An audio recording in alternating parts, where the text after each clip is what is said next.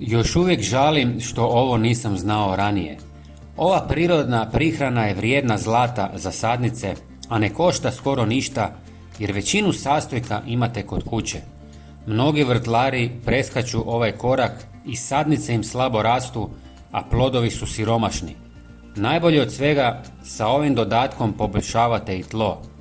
Prije nego krenemo, napišite mi u komentarima čime vi hranite svoje sadnice. Možda imate neki dobar savjet. Hvala vam. U posudu ulijte oko pola litre mlake ili tople vode. Prvi sastojak koji ćemo dodati je svima nam poznat suhi kvasac. Dodajte oko 1 gram. Kad je neka akcija u dućanima, kupim ga odmah 100 komada.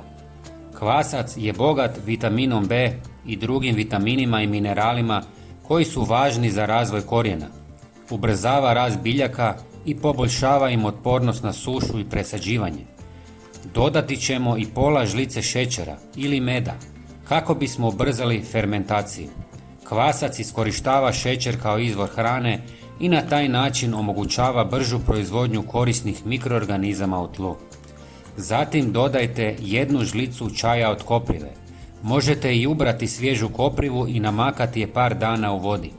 Kopriva je bogata dušikom i još nekim mineralima koja poboljšava rast zelene mase. Pomaže u sprječavanju gljivičnih infekcija i dobra je za tlo. Zadnji sastojak je opcionalan, a to je malo sirutke.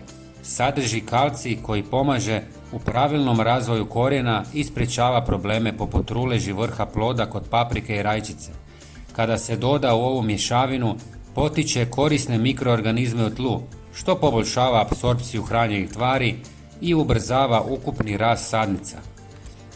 Sve ostavite 2 sata da se malo otopi i zatim procijedite i razrijedite sa još pola litre vode. Ovo je jako blaga otopina.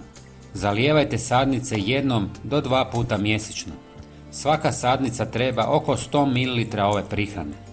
Pogledajte i naš sljedeći video koji vam se pokazuje na ekranu. Hvala vam i pozdrav!